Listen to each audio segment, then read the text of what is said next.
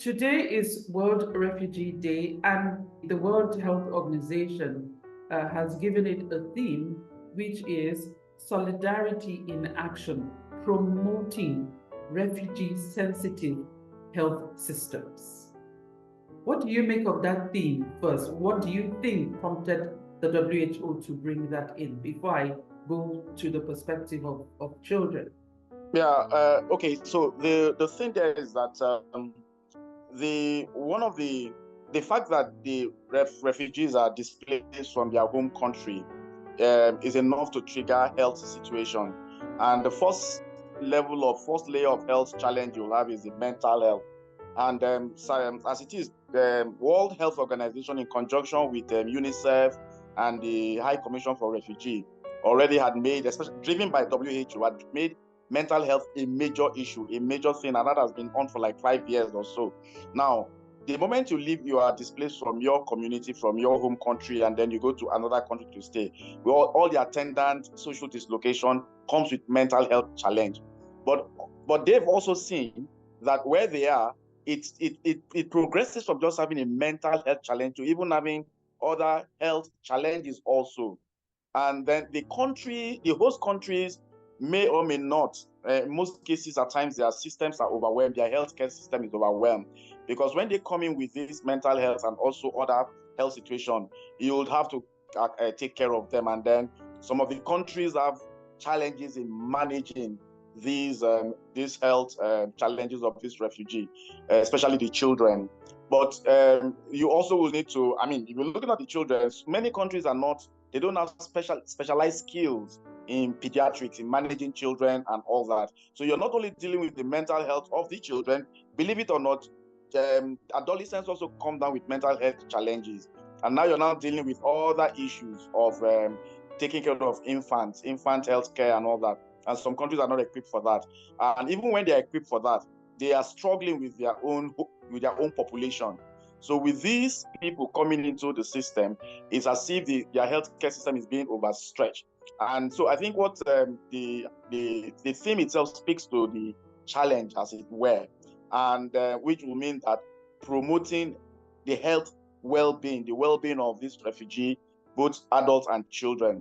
More importantly, to sensitize the host country and also make the host country aware that they need to make investment in that sector and also help, because this thing can go, if you look at the case of Europe, where the far right is rising and talking of refugee coming in and all that.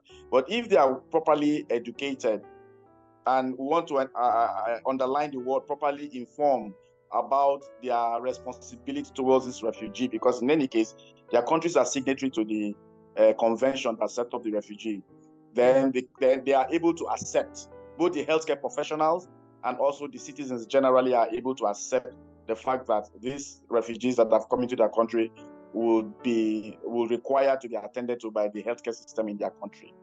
That's why the word promotion there is very important. Yes. All right, before we get to how that can be done, let's look from the perspective of children.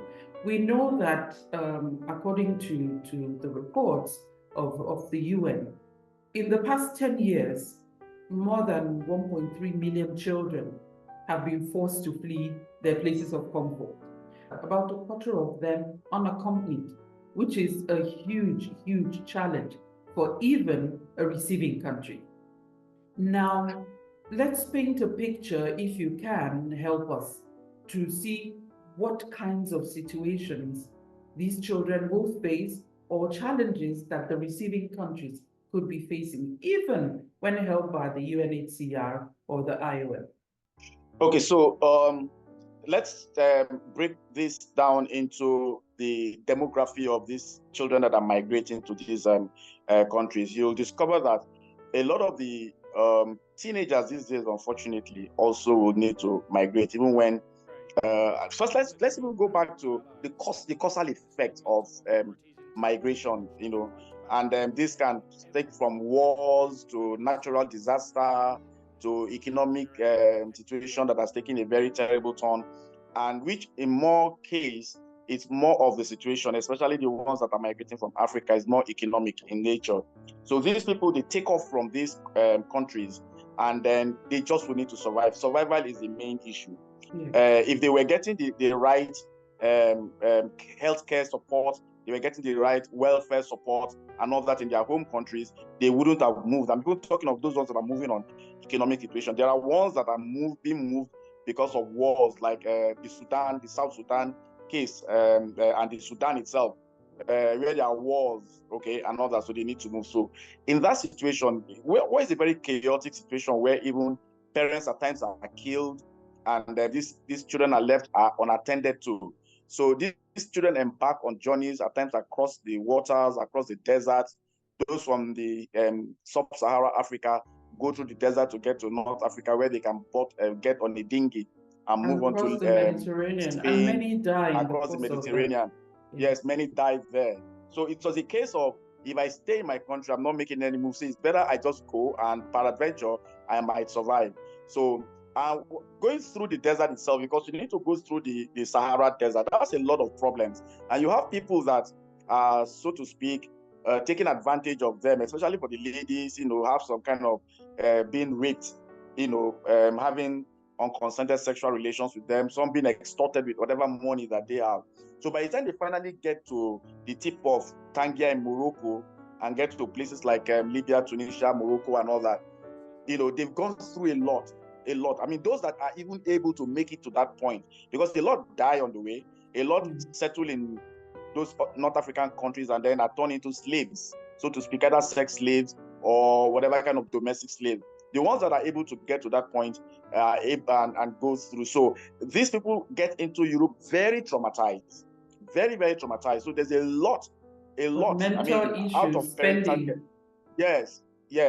I mean, you're looking at a situation where they have to basically fend for themselves, and this journey can take as much as 6 months, can go as much as 6 months, 7 months, even a year, or more than a year.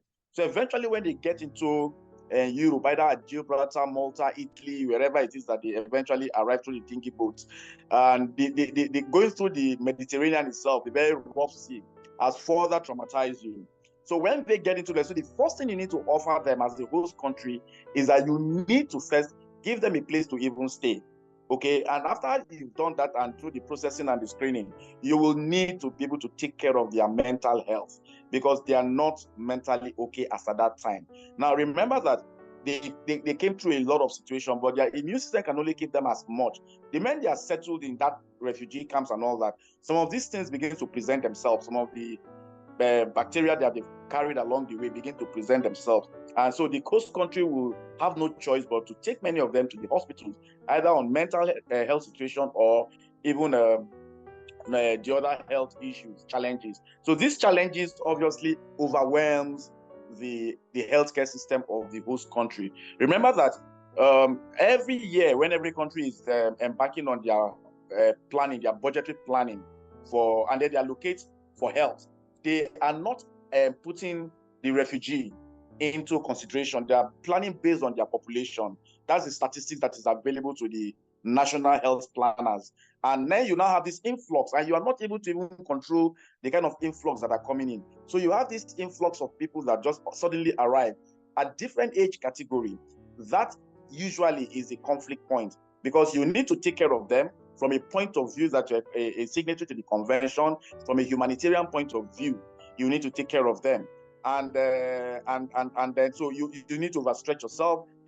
So this is usually the conflict point in the situation.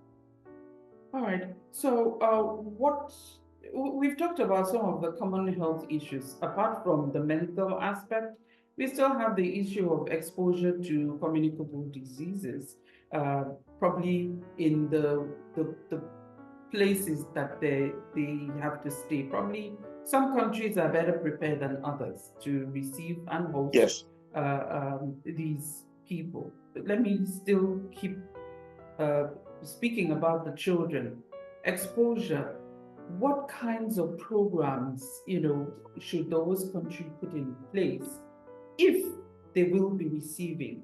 There are challenges which we have seen. You're based in South Africa, and we've seen quite a number of issues that have grabbed the headlines. But before we get to that, what kinds of programs should countries or host countries put in place to help not to overlook their own system, but we're human at the end of the day to ensure Yeah. that they have access to healthcare and promptly as well, and they're protected. Okay, so I think here, particularly African countries, like you rightly stated, that I am currently based in Durban, South Africa, where I research in health communication. And I've also watched the kind of issues that have come up with the South African government as regards the refugees and the asylum seekers, that the asylees and all that, Yeah. so to speak, that are in South Africa. Because the average or some sort of section of the society of South Africa feel that their healthcare system is being overstretched, there isn't any verifiable data to support that anyway, but there's a notion, there's that impression, and it's out there that is being overstretched. So and this also even happens to, I recall a case where some people were trying to get in from Zimbabwe into South Africa, and then the MEC responsible for health. The MECs are people that are elected to the provincial like commissioners in Nigeria. parliament. Yes, Yes, yes. commissioner, yeah. Just in Nigeria, call them, yeah, exactly. We call them commissioners in Nigeria for health, and raised a lot of alarm. That was in the Limpopo province, that the She's health now the system premier, was being. incidentally. She's now the premier of the Yes, province. yes, yes, yes. And raised the issue about the system, the healthcare system in Limpopo being overstretched and all that. Okay, and then there was a lot of there were all kinds of issues. Yes, so there is a situation where the moment a country signs up to the convention, and most of the times these things are not occasioned by you just wake up one day and you think you just want to. They are usually causal effects. And as long as those causal effects have not been addressed globally, either in terms of war and conflict, in terms of the environmental factors like desertification and all that, and then in terms of economic situation. So as long as we do not yet have that kind of global approach into managing the causal effects, there will always be migration. I mean that is the way the world is. From the days of the Bible, there's always been migration. So at the moment every country, the receiving country, come to that understanding that migration will always happen, the question will now be what kind of migration is coming in, and how do we manage these people that are coming in, especially the ones that are coming in as refugees because of the war situations in their country. So the sensitization is very important to let the public understand that we live in a connected world. We are all humans. We live in a connected world, and we need to stand in for each other. There's a concept, very popular concept among the Bantu nations, which we call Ubuntu in Zululand, which is mean I am because you are. So if we approach these issues from the point of Ubuntu, knowing that I am my brother's keeper, then it becomes a lot more less in terms of antagonizing those that are coming in. So that's one level. Then the other level is that the government, the host country, will need to invest, knowing that these things will come. The trend will be there.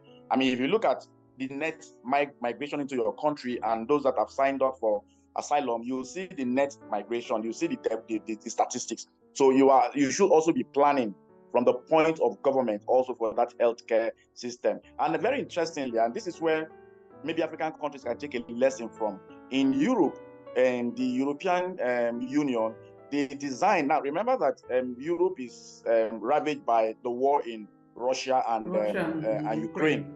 Yes, and then after Second World War, Europe had not seen that level of scale of war as it is going on in Russia and Ukraine. So that has forced a lot of Ukrainians to flee their countries, into other countries. So what EU did was that they launched a program where they call the Refugee and Migrant Childcare Initiative. Okay, they call it the RM Childcare Initiative, where they specifically devote a budget to take care of the children of the refugees that have come into their country. Either they come in alone, or their parents have been killed by the war, or they are with their parents. But that program essentially focuses and targets the children among them, and so it's intentional. There's a budget allocation for it, and they are working with UNICEF in this regard to ensure that they take care of the migrant children so that they can have access to quality healthcare, essential healthcare in these countries. So I think that is a kind of program that maybe at the level of AU, they can begin to encourage, that's AU, African Union, to begin to encourage African countries especially the countries that are receiving more, yes, countries that are receiving more refugees than others, because in every continent, there are some countries that are more nets, they are more magnet for migrants to come into their country. Talk of South Africa, for instance, even Nigeria. So you look at issues that people from the neighboring countries of this country, Benin Republic, Cameroon, Niger Republic, and Chad, Togo, and others from Western Coast coming into Nigeria. And also in the south of South Africa, you look at Swaziland, look at Zimbabwe, and all that. So these countries that receive more, there should be a deliberate policy by the government to, one, increase the stake of health communication, sensitize their people, and also a deliberate program that will allow these children to access health care. But it's just not just that, but they have to be able to educate also the refugees that have come in, to make them understand the need for them to present themselves for proper healthcare attention, either in terms of mental health or in terms of what particularly children that are still young, that are meant to be going through the postnatal serious situation, having all the right vaccines and all that. Very important, and also note that some of the people that are coming into the country are not necessarily they don't speak the same language with you, So the countries, receiving countries, the host countries will need to deploy a lot of health communicators to study the sociocultural disposition of these people that have come in, so that they are able to design models of intervention, so that they can properly be helped in that situation. Yes. I just want you to quickly address, even when enlightenment is done, as you say, sensitization, there are those who worry about the issue of abuse of the system. That's usually a problem. Abuse of the system. When a host country opens up, and then there are those who fear for the issue of abuse of the generosity of the host country and abuse of the exploitation of the system. Is that a concern that is valid? Yeah, that's correct. To this extent that where there are human activity, where there are human gathered together, the abuse is inevitable.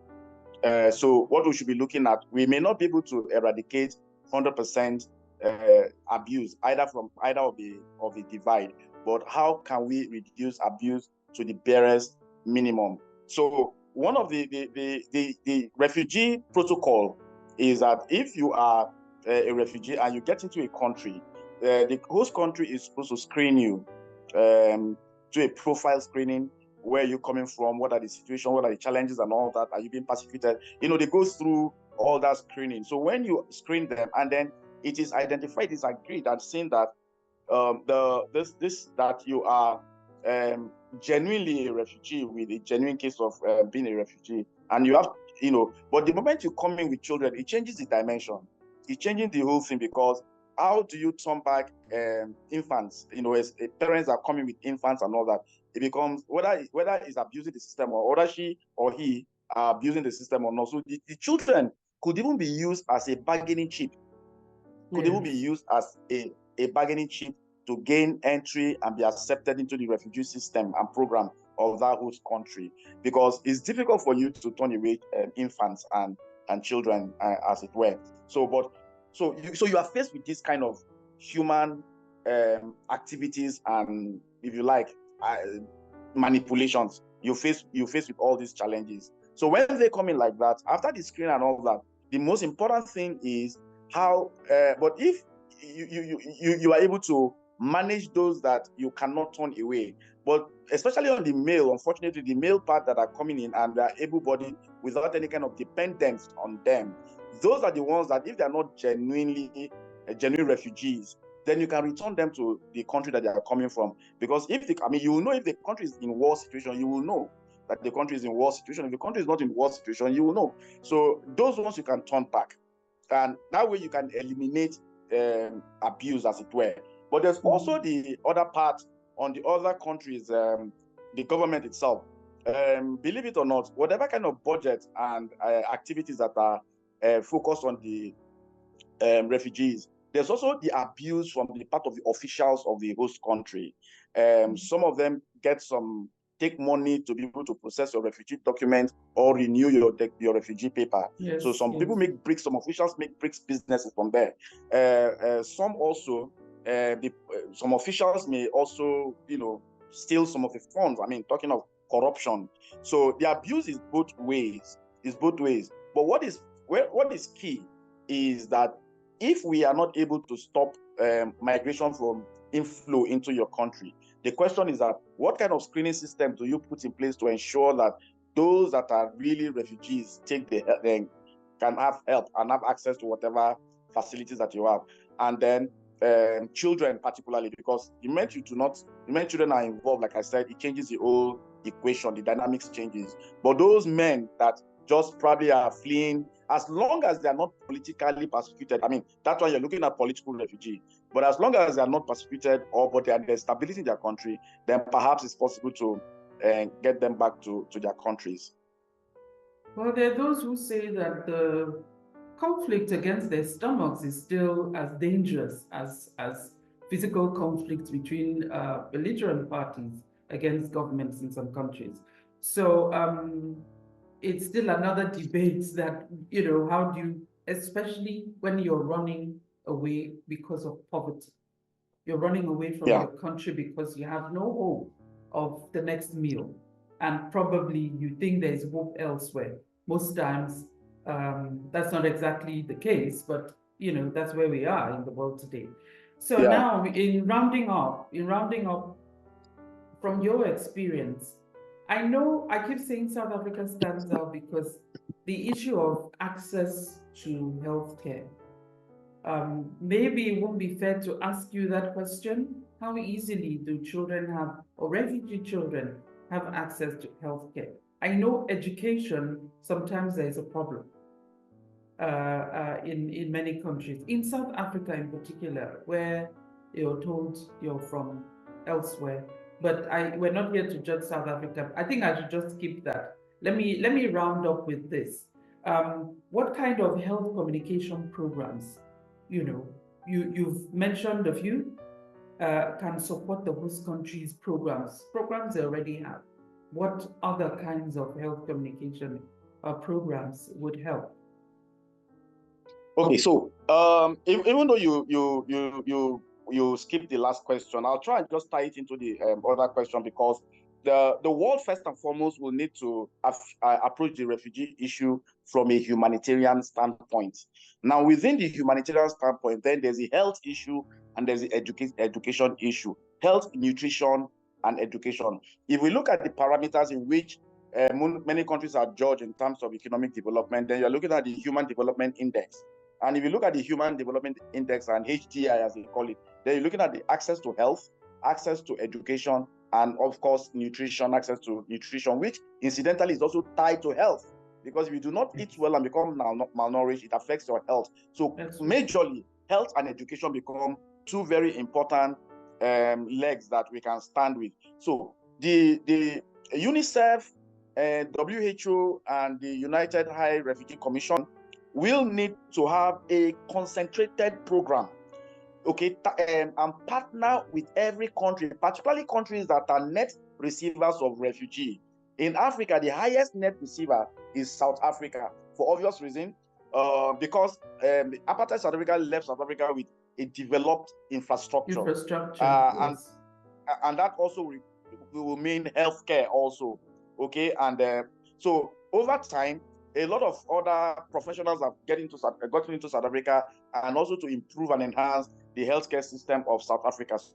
So if these major United Nations bodies will have a program where they partner with net receiving countries, I mean, USA, South Africa, Canada, Australia, and Europe, EU, and maybe to some extent, because Nigeria's case is a bit contradictory. While Nigerians are receiving people from Niger Republic and Chad and other Nigerians from the southern part of Nigeria are going now. So on one hand, you have people from the northern part of Nigeria as refugee influx into Nigeria, and you have people from southern part also living out as refugees. So it's a different kettle of fish that we need to discuss.